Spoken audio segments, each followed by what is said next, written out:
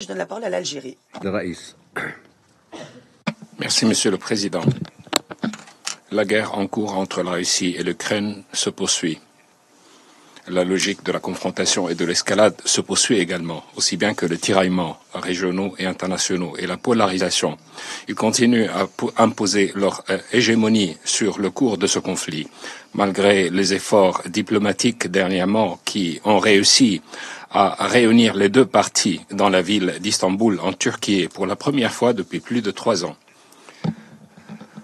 Malheureusement, les pertes en vie humaine innocente, y inclus la vie des enfants, des femmes et des personnes âgées, sont toujours en augmentation depuis le début de ce conflit. Avec elle s'accroît la souffrance des civils parmi les blessés et les déplacés qui n'ont trouvé d'autres recours que fuir leur foyer et fuir les zones de confrontation. En plus, ce conflit continue à élargir ses retombées économiques, pas seulement sur la région, mais sur le monde entier, surtout pour les pays en développement qui ont été affectés gravement par les crises énergétiques et alimentaires.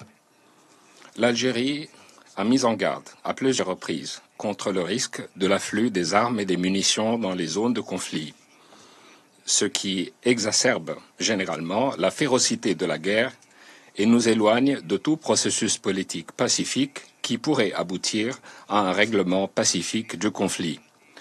L'escalade des tensions ne mènera qu'à davantage d'hostilités qui pourraient entraîner la région entière dans les conflits et les crises sans fin.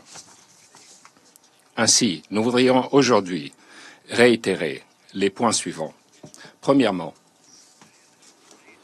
l'escalade continue et les confrontations armées sanglantes entre les deux parties constituent toujours une grave préoccupation pour l'Algérie, qui réitère sa condamnation des violations du droit international, y inclut le droit international humanitaire.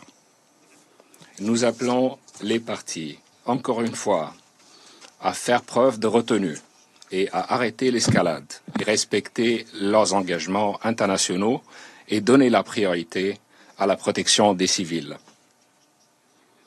Prendre les civils et l'infrastructure civile pour cible est inacceptable. En toutes circonstances, il est interdit en vertu du droit international humanitaire.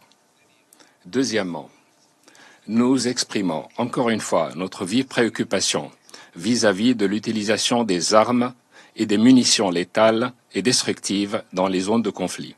Nous appelons les parties à s'assurer que ces armes ne tombent pas dans les mains des groupes criminels ou terroristes et les groupes extrémistes qui les utilisent souvent dans des agressions contre les civils innocents pour imposer leur contrôle.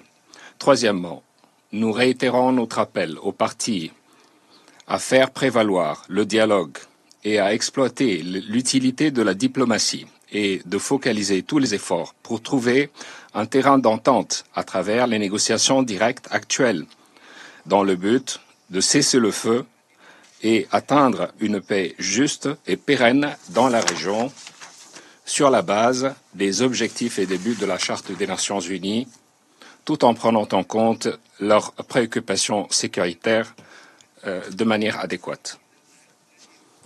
En guise de conclusion, l'Algérie réitère son engagement constant et ferme à soutenir tout effort diplomatique global visant à mettre fin à cette guerre et à trouver une solution juste et pérenne qui puisse satisfaire les deux parties. Nous appelons la communauté internationale à redoubler les efforts diplomatiques sur tous les niveaux pour garantir les circonstances nécessaires pour faciliter les négociations entre les deux parties et réaliser la paix et la sécurité dans la région.